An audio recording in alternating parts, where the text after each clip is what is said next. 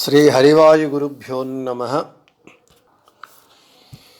ఓం వందే విష్ణుం నమామి శ్రియమథ చ భువం బ్రహ్మవాయూ చ వందే గాయత్రీం భారతీం తామపి గరుడమనంతం భజే రుద్రదేవం దేవీం వందే సుపర్ణీమహిపతిదయితాం వారుణీమప్యుమాం తాం ఇంద్రాదీన్ కామముఖ్యానపి సకలసురాన్ తద్గురూన్మద్గురూంశ్చ అభ్రమం భంగరహితం అజడం విమలం సదా ఆనందతీర్థమతులం భజే తాపత్రయాపహం.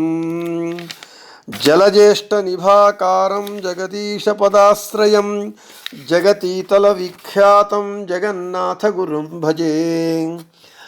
పృథ్వీమండలమధ్యస్థాః పూర్ణబోధమతానుగాః వైష్ణవాః విష్ణుః హృదయాహతాన్ నమస్యే గురూన్ మమ. ఆపాదమౌళిపర్యంతం గురూణామాకృతిం స్మరేత్ తేన విఘ్నాః ప్రణశ్యంతి సిద్ధ్యంతి చ మనోరథాః. శ్రీ విద్యాసాగర మాధవ తీర్థగురుభ్యో నమః. హరి ఓం. ಹರಿಕಥಾಮೃತಸಾರ ಗುರುಗಳ ಕರುಣದಿಂದ ಆಪನಿತು ಪೇಳುವೆ ಪರಮ ಭಗವದ್ಭಕ್ತರಿದನಾದರದಿ ಕೇಳುವುದು. ಶ್ರೀರಮಣಿಕರ ಕಮಲ ಪೂಜಿತ ಚಾರು ಚರಣ ಸರೋಜ ಬ್ರಹ್ಮ ಸಮೀರವಾಣಿ ಫಣೀಂದ್ರವೀಂದ್ರ ಭವೇಂದ್ರ ಮುಖ ವಿನುತ ನೀರಜ ಭವಾಂಡೋದಯ ಸ್ಥಿತಿ ಕಾರಣನೆ ಕೈವಲ್ಯದಾಯಕ ನಾರಸಿಂಹನೆ ನಮಿಪೆ ಕರುಣಿಪುದೆ ಮಗೆ ಮಂಗಳವ.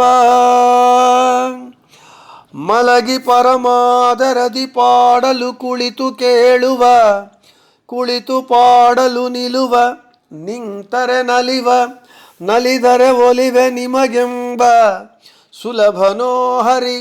ತನ್ನವರನು ಅರಗಳಿಗೆ ಬಿಟ್ಟಗಲನು ರಮಾಧವನ ಒಲಿಸಲರಿಯದೆ ಪಾಮರರು ಬಳಲುವರು ಭವದೊಳಗೆ. నిన్నటి రోజున ఆపాతతః ఉన్నటువంటి అర్థాన్ని ఈ పద్యానికి చెప్పుకున్నాము. ఆరోగ్యము లేకుండా రోగగ్రస్తులైనటువంటి వాళ్ళు భక్తితో పండుకొని పాడితే కూర్చొని భగవంతుడు వింటాడు, కూర్చొని పాడితే నిల్చొని వింటాడు, నిల్చుకొని పాడితే అతడు నర్తిస్తూ వింటాడు, నర్తిస్తూ పాడితే నేను మిమ్మలను అనుగ్రహించెదను అని చెప్పుకున్నాం. అయితే కూర్చొని నిల్చొని పండుకొని నర్తించి పాడేటటువంటి భక్తులు మనకు ఉన్నారు. ఒక్కొక్క దానికి ఒక్కొక్క భక్తుణ్ణి చూద్దాం. మలగి పరమాదరది పాడలు కుళితు కేಳುవ. భీష్మాచార్యుల వారు శరతల్పమునందు పండుకొని భగవంతుణ్ణి స్తోత్రం చేస్తే కృష్ణుడు కూర్చొని విన్నాడట. భగవంతుడు ఎంతటి కరుణాసముద్రుడు అనేటటువంటి విషయము భీష్మాచార్యుల విషయంలో మనకు తెలుస్తుంది. ఇదే భీష్మాచార్యుల వారు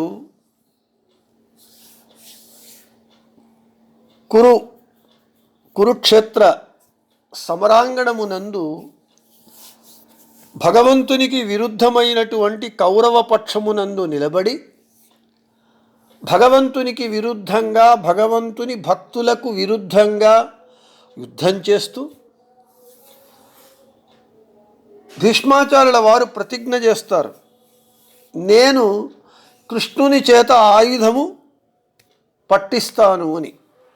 అయితే కృష్ణుడు చెప్పాడు ఎప్పుడో, నేను ఆయుధము పట్టను, యుద్ధము చెయ్యను, సలహాలు మాత్రమే ఇస్తాను అని దుర్యోధనునికి అర్జునునికి తన యొక్క సైన్యాన్ని తనను విభాగించుకునేటప్పుడు చెప్పారు. అర్జునుడు కృష్ణుణ్ణి ఎంచుకున్నాడు, దుర్యోధనుడు కృష్ణుని సైన్యాన్ని ఎంచుకున్నాడు. అప్పుడు కృష్ణుడు చెప్పాడు, నేను ఆయుధము పట్టను, యుద్ధము చెయ్యను అని. అయితే భీష్మాచార్యుల వారు కృష్ణుని విరుద్ధంగా, కృష్ణ భక్తులైనటువంటి పాండవులకు విరుద్ధంగా యుద్ధము చేసి వాళ్ళ మీద బాణములను అస్త్రములను ప్రయోగించటమే కాకుండా నేను ఆయుధము పట్టను అని చెప్పినటువంటి భగవంతుడైనటువంటి కృష్ణుని చేత నేను ఆయుధము పట్టిస్తాను అని శపథం చేశాడు. అయితే భగవంతుడు భక్తవత్సలుడు, తన భక్తుల పట్ల అపారమైనటువంటి కరుణను చూపిస్తాడు.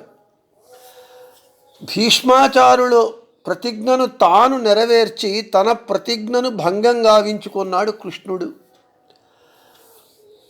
భీష్మాచార్యులు పాండవ సైన్యము మీద రెచ్చిపోయి అత్యంత భయంకరంగా యుద్ధం చేస్తూ ఉన్నప్పుడు కృష్ణుడు తన ప్రతిజ్ఞను వదిలి భీష్మాచార్యుల వారి ప్రతిజ్ఞను నిజం చెయ్యటానికి, నా ప్రతిజ్ఞ భంగమైనా పర్వాలేదు, నా భక్తుల ప్రతిజ్ఞ భంగము కాకూడదు అని చెప్పి చక్రాన్ని చేపట్టి భీష్మాచార్యుణ్ణి నేను సంహరిస్తాను అని ఆయుధం చేపడతాడు. అయితే ఇది భగవంతుని యొక్క భక్త వాత్సల్యము. అందుకే చెప్తారు, భీష్మన అవగుణగಳೆಣಿಸಿದನೇನೋ కరుణాళు అని ఇదే హరికథామృత సారంలో జగన్నాథదాసుల వారు చెప్తారు. భీష్ముడు తన పట్ల చేసినటువంటి అపచారములను దేనిని భగవంతుడు గణనకు తీసుకోకుండా, దానిని పట్టించుకోకుండా భీష్ముని ప్రతిజ్ఞను నెరవేర్చినారు, తన ప్రతిజ్ఞను భంగం కావించుకొని. ఇది భీష్ముని యొక్క భక్తి, అది భగవంతుని యొక్క కరుణ భీష్మాచార్యుల మీద. అటువంటి భీష్మాచార్యుల వారు శరతల్పము మీద పండుకొని భగవంతుని స్తోత్రం చేస్తే కృష్ణుడు మలగి పరమాదరది పాడలు కుళితు కేಳುవ. భీష్మాచార్యులు శరతల్పము మీద పండుకొని స్తోత్రం చేస్తే కృష్ణుడు దగ్గర కూర్చొని విన్నాడట. అది భగవంతుని యొక్క భక్త వాత్సల్యము, కరుణా విశేషము. ఇక పుండరీకుడు, భక్త పుండరీకుడు కూర్చొని స్తోత్రం చేస్తే అతడు నిలబడి విన్నాడట. పుండరీకుడు మాతాపితరుల సేవలో నిరతుడై వాళ్లను వదిలి లేచి రావడానికి సాధ్యం కానప్పుడు వారి సేవను చేస్తూ భగవంతుని ధ్యానం చేసినప్పుడు ఆ పుండరీకునికి విఠ్ఠల రూపముతో ప్రత్యక్షమయ్యాడు, దర్శనమిచ్చాడు, అక్కడ నిలబడ్డాడు. భగవంతుడు వచ్చి, అయా పుండరీక, నేను వచ్చాను మీ ఇంటికి అన్నప్పుడు పుండరీకుడు అంటూ ఉన్నాడు, నేను తల్లిదండ్రుల సేవను చేస్తూ ఉన్నాను, మాతృదేవోభవ పితృదేవోభవ అని ఉపనిషత్తు చెబుతూ ఉన్నది. దైవ సమానులైనటువంటి నా తల్లిదండ్రుల సేవను చేస్తూ ఉన్నాను, ఇప్పుడు నేను వారిని వదిలి రాలేను అని చెప్తాడు. అప్పుడు భగవంతుడు అంటాడు, అయ్యా ఇక్కడ వాన వచ్చింది, మీ ఇంటి ముందంతా బురద ఉన్నది అన్నప్పుడు కూర్చున్న చోటనే లేవకుండా ఒక ఇటుకను వెనక్కి పడవేస్తే ఆ ఇటుక మీద విఠ్ఠల రూపంతో భగవంతుడు అక్కడ నిలబడతాడు. అతను తల్లిదండ్రుల సేవను చేస్తూ తల్లిదండ్రుల అంతర్యామి అయినటువంటి తనను ధ్యానిస్తూ ఉన్నప్పుడు, కూర్చొని ధ్యానిస్తూ ఉన్నప్పుడు భగవంతుడు నిలబడి విన్నాడట. ఇది నింతరే కుళితు పాడిదరే నిలువ. భక్తితో మనము కూర్చొని పాడితే అతను నిలబడి వింటాడట. ఇక నింతరే నలివ, ప్రహ్లాదుడు భగవంతుని అనేక విధాలుగా స్తోత్రం చేస్తూ ఉన్నాడు. ఎప్పుడు సర్వకాల సర్వావస్థల యందు ప్రహ్లాదుల వారు భగవంతుని ధ్యానిస్తూ ఉంటారు. ప్రహ్లాదుడు కృష్ణగ్రహ గ్రహీతాత్మ అని చెప్తారు. అంటే కృష్ణ అనేటటువంటి గ్రహము అతనికి పట్టిందట. మన భాషలో చెప్పాలంటే కృష్ణుడు అనేటటువంటి ఒక దయ్యము అతనిని పట్టినది. సర్వకాల సర్వావస్థల యందు సదా భగవంతుని యందు మనస్సు లగ్నం చేసి భక్తి తత్పరుడైనటువంటి 5 సంవత్సరాల బాలకుడైనటువంటి ప్రహ్లాదుడు అతని స్థితి ఏమిటి అని నిన్న మనం చెప్పుకున్నాం.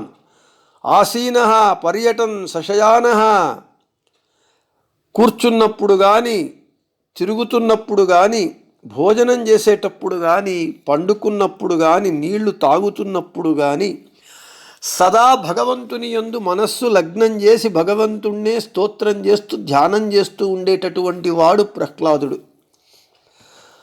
ప్రహ్లాదుడు ఆ విధంగా నింతర నలివ, నిలబడి మనము భగవంతుణ్ణి స్తోత్రం చేస్తే, ధ్యానం చేస్తే భగవంతుడు నరసింహస్వామిగా ఉద్భవించి ప్రహ్లాదునికి దర్శనమిచ్చాడు.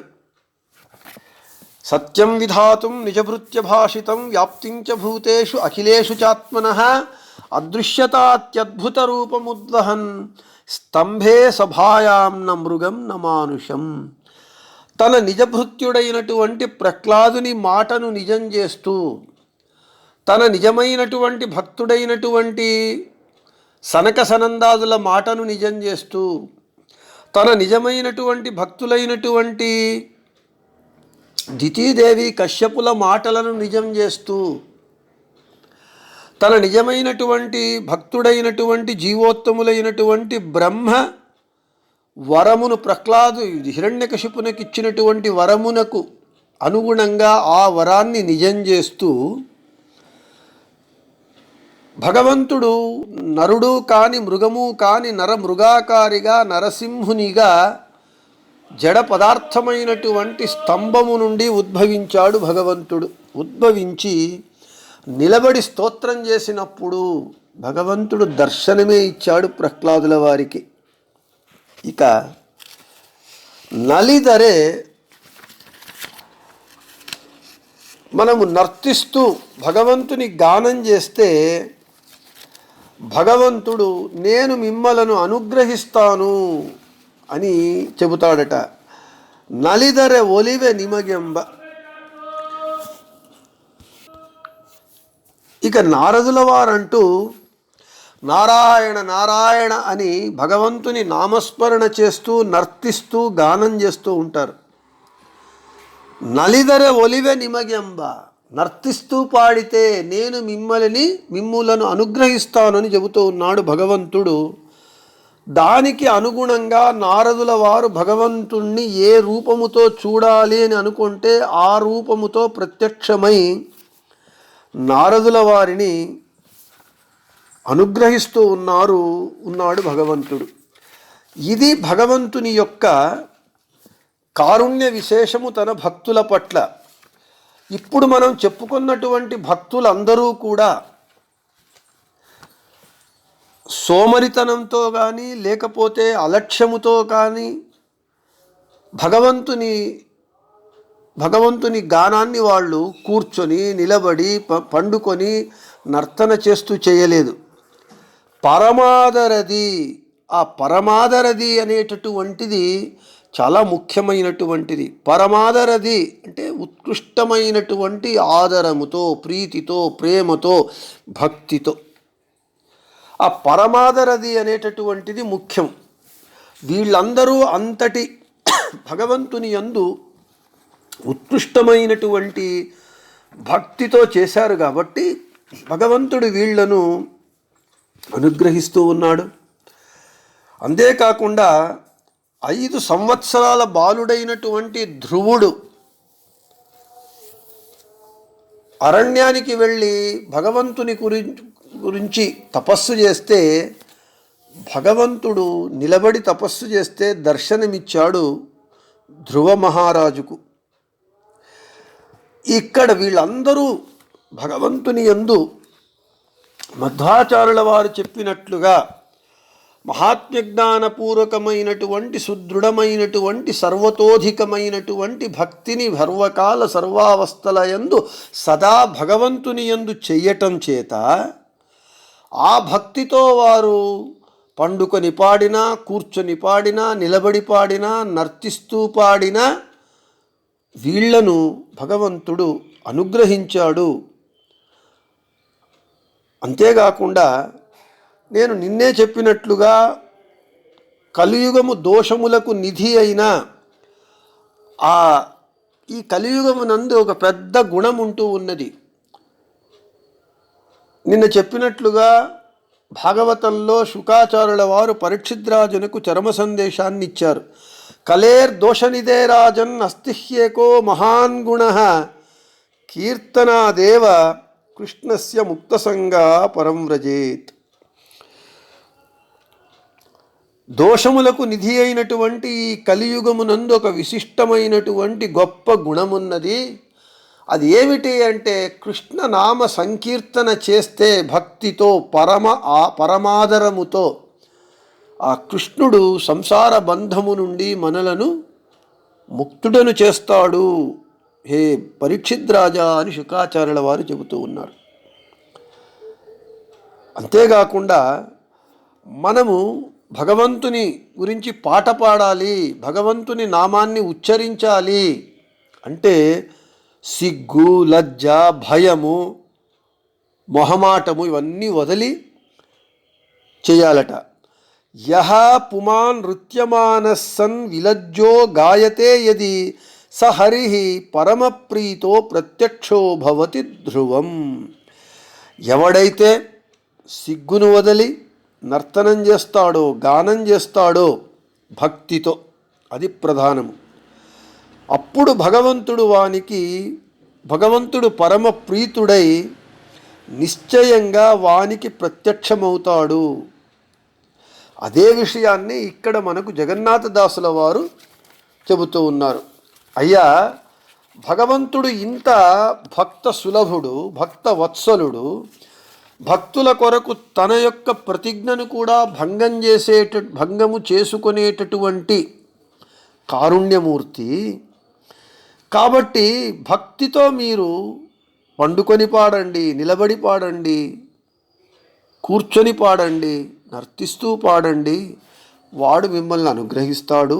సులభనోహరి, వాడు సులభుడు అంటే భక్తులకు సులభంగా వాడు మనకు దొరికేటటువంటి వాడు అని చెబుతూ ఉన్నాడు. భక్త సులభుడు భగవంతుడు. ఐశ్వర్యానికి కానివ్వండి, దేనికి భగవంతుడు వాడు వశుడుగాడు. కేవలము ఒక్క భక్తికి మాత్రమే వాడు వశుడవుతాడు. అదే చెబుతూ ఉన్నారు. అయా, సులభుడు భగవంతుడు, సులభము. మనము వాని అనుగ్రహాన్ని పొందటం అనేటటువంటిది చాలా సులభము. భగవంతునికి సులభ అని పేరున్నది. విష్ణు సహస్రనామంలో సులభ సూరత సిద్ధ అని చెబుతూ ఉన్నారు. భగవంతునికి సులభుడు అనేటటువంటి పేరు ఉన్నది విష్ణు సహస్రనామంలో. కాబట్టి ఇటువంటి భగవంతుణ్ణి మనము అతనిని ప్రసన్నీకరించుకోవాలి అనంటే భక్తి ఒక్కటే మార్గము. మనం వెనుకటి పాఠములలో చెప్పుకున్నట్లుగా మోక్ష సాధన సామగ్రియాం భక్తిరేవ గరీయసి. మోక్షము సాధించటానికి కావలసినటువంటి సాధన సామగ్రి యందు మహాత్మ్యజ్ఞానపూర్వకమైనటువంటి సుదృఢమైనటువంటి సర్వతోధికమైనటువంటి భక్తియే గొప్పది. సులభనోహరి తన్నవరను అరఘళిగ బిట్టగలను. తనవారు అని అనుకున్నటువంటి తన భక్తులను ఎవరైతే ఈ విధంగా భగవంతుని యందు భక్తి చేస్తారో వారందరూ భగవంతునికి కావలసినటువంటి వాళ్ళే, అస్మదీయులే వాళ్ళందరూ. అటువంటి తన భక్తులను ఒక్క క్షణము కూడా, ఒక్క ఘడియ కూడా వదలి ఉండడట భగవంతుడు. దీనికి మనము ఒక దృష్టాంతం ఏమిటి అని అంటే, భాగవతంలో మనకు దశమస్కందంలో చెబుతూ ఉన్నారు. కృష్ణుడు నందగోకులంలో ఇంటింటా తిరుగుతూ ఉన్నాడట. వాళ్ళ ఇంటిలో నిన్న చెప్పినట్లుగా వెన్న, పాలు, మీగడ వీటిని తింటూ దొంగిలిస్తూ వాళ్లను ఆట పట్టిస్తూ ಮನೆಗಳಲ್ಲಿ తిరుగువను. ఈ వాళ్ళ ఇంటి అంతా తిరుగుతూ ఉన్నాడట. ఎందుకు? వాళ్ళు తన వాళ్ళు కాబట్టి. మనం కూడా మన పిల్లలు చెడు మార్గం పడితే మనం ఏం చేస్తాం? మన పిల్లలను దగ్గరకు తీసుకొని నయానో భయానో సామదాన భేద దండోపాయాల చేత వానిని చెడు మార్గముల నుండి తప్పించి సన్మార్గంలో పెట్టడానికి మనం ప్రయత్నం చేస్తాం. ఎందుకు? వాడు మన పిల్లవాడు, మన కొడుకు, మనవాడు. అదే వీధిలో ఎంతోమంది చిన్నపిల్లలు చెడు పనులను చేస్తూ ఉంటారు, చెడు అలవాట్లను పొంది ఉంటారు. వాళ్లను మనం పట్టించుకోం. ఎందుకు? వాళ్ళు మనవారు కాదు కాబట్టి. అలాగే భగవంతునికి ఒకసారి మనము భక్తులమైపోయి భక్తితో మనము తన్వయత్వము పొంది భగవంతుణ్ణి మనము ధ్యానిస్తే, పూజిస్తే, అర్చిస్తే, జపిస్తే అటువంటి తనవారిని అరఘడియ కూడా భగవంతుడు వదలి ఉండడు. అది భాగవతంలో మనం చూచాం. భక్తుల ఇంట యందు తిరుగుతూ వాళ్లను అనుగ్రహిస్తూ ఉన్నాడు. ఇక్కడ అరఘడియ కూడా వదలి భగవంతుడు తన భక్తులను ఉండడు అనేటటువంటిది ఒక ప్రశ్న వస్తుంది. అయితే తన భక్తులను అరక్షణము అరఘడియ వదలి ఉండడు అని అంటే, భగవంతుడు సర్వోత్తముడై సర్వతంత్ర స్వతంత్రుడై సకల జీవుల యందు బింబరూపముతో ఎప్పుడూ అతను ఉండే ఉంటాడు. భగవంతుడే లేకపోతే మనము ఏ ఒక్క పని చేయలేం. ఎందుకంటే తేన వినా తృణమపి నచలతి అని. కాబట్టి వాని ప్రమేయం లేకపోతే, వాడు మనలో లేకపోతే, మనతో పాటు లేకపోతే మనము ఏ పని చేయలేం. ఎందుకంటే వాడు బింబరూపి, మనము ప్రతిబింబులము. నిన్ను చెప్పుకున్నాం, బింబ ప్రతిబింబ భావము. బింబము స్వతంత్రము, ప్రతిబింబము అస్వతంత్రము. కాబట్టి మనము కట్టుకున్న భార్యాపిల్లలు, మనము కన్న భార్య, మనము కన్న పిల్లలు, మనలను కన్న తల్లిదండ్రులందరూ వీళ్ళైనా మనలను వదలి దూరం వెళతారు భేదాభిప్రాయాలు వచ్చి. అయితే భగవంతుడు ఎట్టి పరిస్థితులలో తన భక్తులను వదలి వెళ్ళడు. ఎందుకంటే బింబరూపిగా ఉండి వీళ్ళందరినీ కూడా వీళ్ళందరి చలన వలనములందరినీ వీడు నియంత్రిస్తూ ఉంటాడు. కాబట్టి వీడు అందరిలో ఉండి అందరి యొక్క చలన వలనములను నియంత్రిస్తూ ఉంటాడు. తన భక్తులను అరగడియ కూడా వదలి ఉండడు. అంటే ఎప్పుడూ వాళ్ళను రక్షిస్తూ ఉంటాడు. అయితే మళ్ళీ ఇక్కడ ఇంకొక ప్రశ్న వస్తుంది. త్రివిధ జీవరాశులందు భగవంతుడు బింబరూపి అయి ఉంటాడు కదా. సాత్వికులందు ఉండి మంచి పనులను చేయిస్తాడు, రాజసులనందు ఉండి రాజస పనులను చేయిస్తాడు, తామసులందు ఉండి తామస చెడు పనులను చేయిస్తాడు కదా. రాజసులను తామసులను కూడా అరక్షణము కూడా వదలకుండా ఉంటాడు కదా వాళ్ళలో కూడా అని. అవును, వాళ్లలోనూ ఉంటాడు. సాత్విక జీవరాశులందు బింబరూపి అయి ఉంటాడు. ఇక తన్నవరను అరఘడిగ బిట్టగలను, తన వారిని ఒక్క అరఘడియ కూడా వదలి ఉండడు అనేటటువంటి మాటకు అర్థం ఏమిటి? చెడువారితోనూ ఉంటాడు, తామస జీవులతోనూ ఉంటాడు, రాజస జీవులతోనూ ఉంటాడు అని అంటే వారితో ఉండి వారు చెయ్యవలసినటువంటి వారి సాధనకు రాజసులు నిత్య సంసారము సాంతానిక లోకానికి వెళ్ళడానికి వారు చేయవలసినటువంటి పనులను వారి చేత చేయిస్తాడు. వారిలో అరఘడియ కూడా వదలకుండా ఉండి, అదేవిధంగా తామసుల యందు అరఘడియ కూడా వదలకుండా బింబరూపి అయి ఉండి వారి చేత చెడు పనులు చేయించి వారు నిత్య నరకానికి వెళ్ళడానికి సాధన చేయిస్తాడు. అయితే సాత్వికులైనటువంటి తన భక్తుల యందు కూడా బింబరూపి అయి ఉండి వారికి వచ్చేటటువంటి ఆపదలను రక్షిస్తూ ఉంటాడు. అందుకే భగవద్భక్తులు మాత్రమే భగవంతుణ్ణి ఆశ్రయిస్తారు. దుర్యోధనుడు కానీ, రావణాసురుడు కానీ, హిరణ్యకశిపు కానీ వీళ్ళెవరూ భగవంతుణ్ణి ఆశ్రయించలేదు. నేనే భగవంతుడు అని చెప్పుకున్నటువంటి గొప్పవాళ్ళు, మహానుభావులు వీళ్ళు. కాబట్టి వారిని రక్షించడు. సాత్వికులను అరఘడియ వదలి ఉండడు అంటే వాళ్లకు వచ్చేటటువంటి ఆపదలను రక్షిస్తాడు వారిని ధ్యానిస్తే. దానికి ఒక ఉదాహరణ ద్రౌపదీదేవిని ఏకవస్త్రగా ఉన్నప్పుడు దుర్యోధనుని ఆజ్ఞ మేరకు దుష్టుడైనటువంటి దుశ్శాసనుడు ఆమె కురులను పట్టుకొని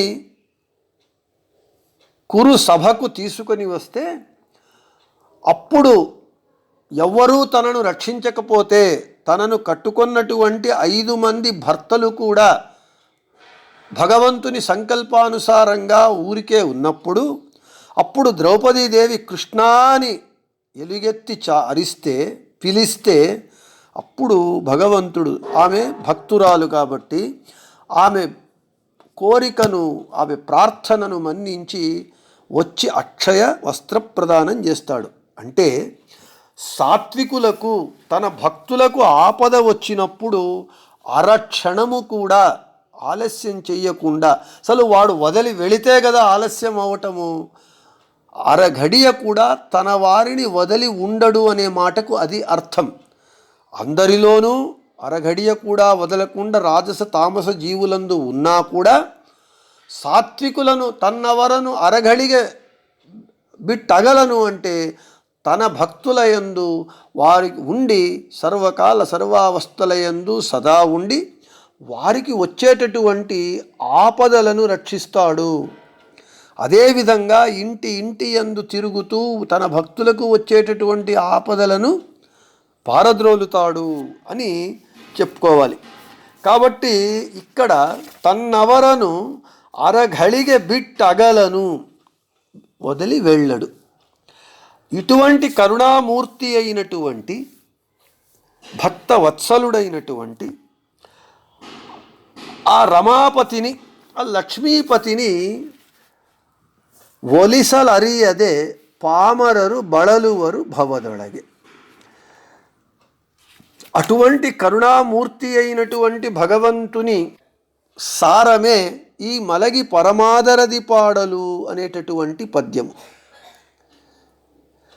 ఇక భగవంతుడు భగవద్గీతలో చెబుతూ ఉన్నాడు ఏమని, అనన్యచేత సతతం యో మాం స్మరతి నిత్యశః తస్యాహం సులభః పార్థ నిత్యయుక్తస్య యోగినః.